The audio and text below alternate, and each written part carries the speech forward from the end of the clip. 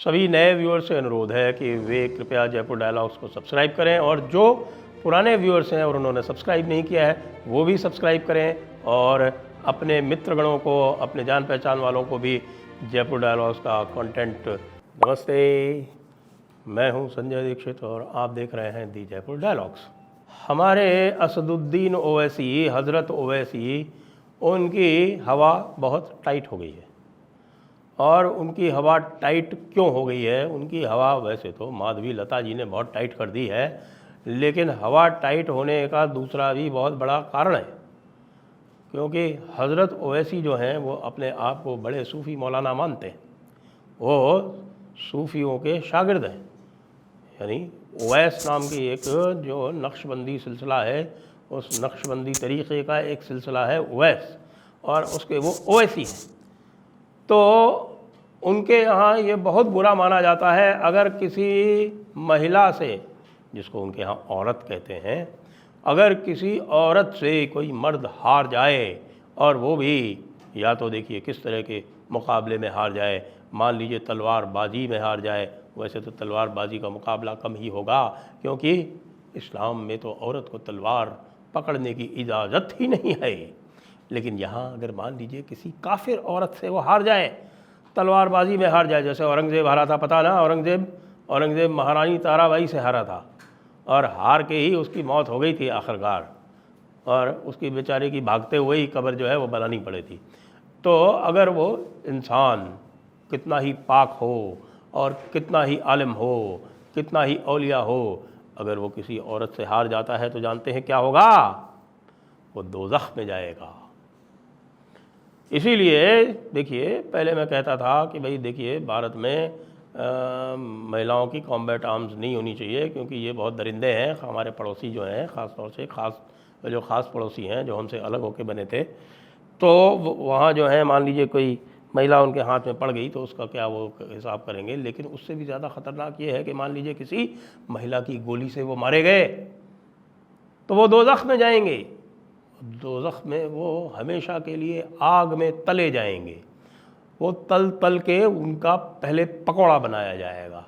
हज़रत ओवैसी का भी अगर मान लीजिए वो हार गए माधवी लता से, तो उनका भी इसी तरह से पकौड़ा बनाया जाएगा।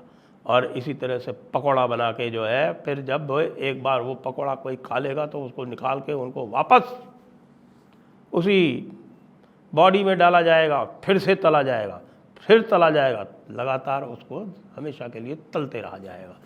तो हज़रत ओवैसी की दिक्कत बहुत बड़ी है।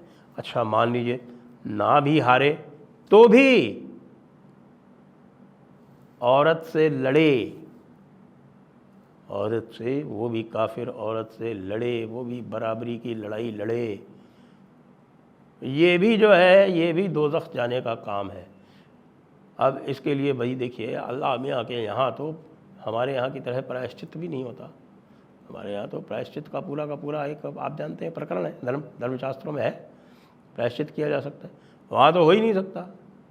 यानी कि आप जो हैं, आपका केवल इतना काम है कि आप उसको ग़ुलाम बना सकें, लेकिन आप यहाँ लड़े। माधवी लता ने इनकी ये हालत कर दी असदुद्दीन ओवैसी की कि आपको पता चला, आप समझिए कि इस बार असदुद्दीन ओवैसी का प्लान था कि MIM को बहुत बड़े स्केल पर पूरे भारत में वो जीत दिलाएंगे।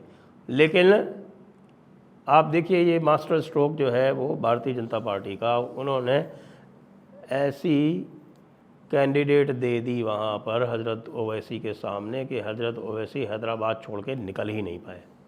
अब आज चुनाव पूरा हो गया है तो अब भले निकले वो, लेकिन जो उनकी ख़ास सीटें थी वो तो निकल गई, अब उनमें कुछ नहीं हो सकता। अब औरंगाबाद में वो इम्तियाज़ जलील के लिए कुछ नहीं कर पाए। इम्तियाज़ जलील जो है वो आज हार गए। और इसी तरह से बिहार में जब वो टॉप पे कॉन्टेस्ट चल रहा था, आपके बिहार का जो ये किशनगंज, अररिया, सुपौल, पूर्णिया, ये सब जो कटिहार, ये सब एरिया जहाँ पे इन्होंने कैंडिडेट खड़े कर रखे थे, यहाँ पे भी ये कुछ करने नहीं जा पाए। अब जो एरिया बचे हैं बिहार में, वहाँ इनका कुछ चलेगा नहीं, चाल चलेगी नहीं। इसी तरह से ये यूपी में भी नहीं जा पाए। तो भाई माधवी लता ने तो अपना काम कर दिया। माधवी लता जीते चाहे हारें, इससे अब कोई अंतर नहीं पड़ता। अंतर इसलिए नहीं पड़ता क्योंकि उन्होंने पूरी दुनिया को दिखा दिया, और उन्होंने ये जो इसकी गर्भोक्तियाँ हुआ करती थी ना, ये जो बोला करता था इसका भाई कि 15 मिनट दे दे, वो 15 मिनट वाला जो इसका जो ठसक थी इसकी, जो क़ुव्वतुल इस्लाम जो ये किया करता था, वो ठसक पूरी तरह से चली गई। माधवी लता ने तो जो की सो की, बची खुशी जो थी वो नवनीत राणा ने कर दी। अब इनके यहाँ और भी दिक्कत है। नवनीत राणा जो है वो आती हैं दलित समाज से। अब इनके यहाँ तो भाई ऊंच नीच बहुत ज़्यादा माना जाता है। इनके यहाँ किताब होती, बाकायदा कूफू की किताब होती, उसमें ऊंच नीच हुआ जाता है। आप किसी नीची जात जिसको बोलते हैं, दलित जो है, उनको तो ये बहुत ही हिकारत से देखते हैं। और उसने इस तरह का इसको चैलेंज दे दिया और ये कुछ नहीं कर पाया, अकबरुद्दीन और असदुद्दीन, और खाली फूफा करता रह गया। इसमें जो है इसकी जो अपनी कम्युनिटी में इज़्ज़त बहुत ख़राब हुई है, आप ये समझिए। इसलिए अगर बहुत सारे लोग जो है इससे खफा हो जाए तो आश्चर्य की बात नहीं। आज नहीं तो ये समझ लीजिए कि अगली बार का तो मामला इसका बिल्कुल पक्का हो गया। ये अगली बार जब डीलिमिटेशन होगा तो इस डीलिमिटेशन का भी प्लान बन गया है। मैं बता देता हूँ इस डीलिमिटेशन में क्या होना है। आपको पता है कि सीटें जो है वो बढ़ेंगी, 800 से ज़्यादा सीटें होनी हैं। 800 सीटों में से 1/3 जो है वो महिलाओं के लिए रिजर्व की जानी है। तो हैदराबाद सीट जो है इसको 3 भागों में अलग अलग कर दिया जाएगा, और जो हैदराबाद सिटी की सीट जो है वो मिला दी जाएगी सिकंदराबाद से। केवल 2 सीटें इधर रखी जाएंगी, 2 सीटें उधर मलकाजगिरी से 2 कंस्टिट्यूंसी बना दी जाएंगी। उसमें जो है वह हैदराबाद की 2 कंस्टिट्यूंसी उधर डाल दी जाएंगी, और बाकी जो है वो शेवेला वगैरह में डाल दी जाएंगी। ये जो प्रेजेंट हैदराबाद सिटी की जो कंस्टिट्यूंसी है, ये 4 भागों में विभक्त किए जाने का प्लान बन चुका है। डीलिमिटेशन को केवल 3 वर्ष बाकी हैं। आपको ये ध्यान होना चाहिए कि 2029 का जो चुनाव है वो नए डीलिमिटेशन से लड़ा जाएगा। इसलिए ये जो इनकी सिक्योर सीट इन्होंने बना रखी थी हमेशा के लिए, ये अगर जीतेंगे तो आखिरी बार जीतेंगे। और ये बात आप जान लें कि राइजिंग स्टार है तेलंगाना पॉलिटिक्स की, उसका नाम है माधवी लता।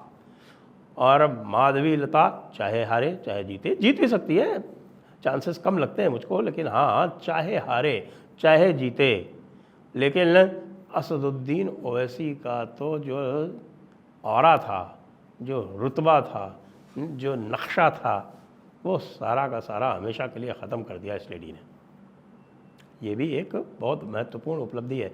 अब हम और आप भी इसको टॉन्ट कर सकते हैं। जिस तरह से माधवी लता ने इसको टॉन्ट किया जगह जगह पर, उसी तरह से हम भी टॉन्ट कर सकते हैं। जिस तरह नवनीत राणा ने इसको टॉन्ट किया, उसी तरह से हम भी टॉन्ट कर सकते हैं। ऑरा ख़त्म तो ओवैसी जैसे आलिम औलिया ख़त्म। तो आप ये समझिए कि तेलंगाना में कुछ होने जा रहा है, ये भी हमें पता है। तेलंगाना में फॉर्च्यून्स जो हैं वो बिल्कुल पूरी तरह से टर्न हो रहे हैं, ये भी हमें मालूम है।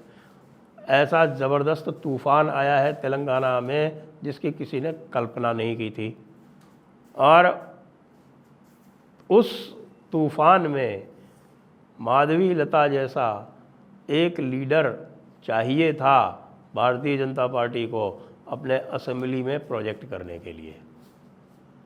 अब अगला जब असेंबली चुनाव होगा तब आप देखिएगा, मैं बिल्कुल सरप्राइज़ नहीं होगा यदि माधवी लता को सीएम फेस प्रोजेक्ट कर दिया जाए, क्योंकि उस लेडी ने दिखा दिया, अपनी दम दिखा दी, और उस दम के बदले यदि सीएम फेस बना दिया जाए तो इसमें कोई, मुझे नहीं लगता कोई किसी प्रकार की अतिशयोक्ति कर रहा हूँ मैं।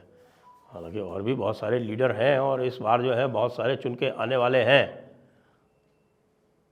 इस बार कम से कम 10 सीटें जो हैं वो तेलंगाना में भारतीय जनता पार्टी की आ रही हैं। कुछ लोग तो और भी बोल रहे हैं, लेकिन मैं 10 से आगे नहीं बढ़ूंगा। वैसे तो सेफ साइड पे 7-8 जो है वो बहुत है।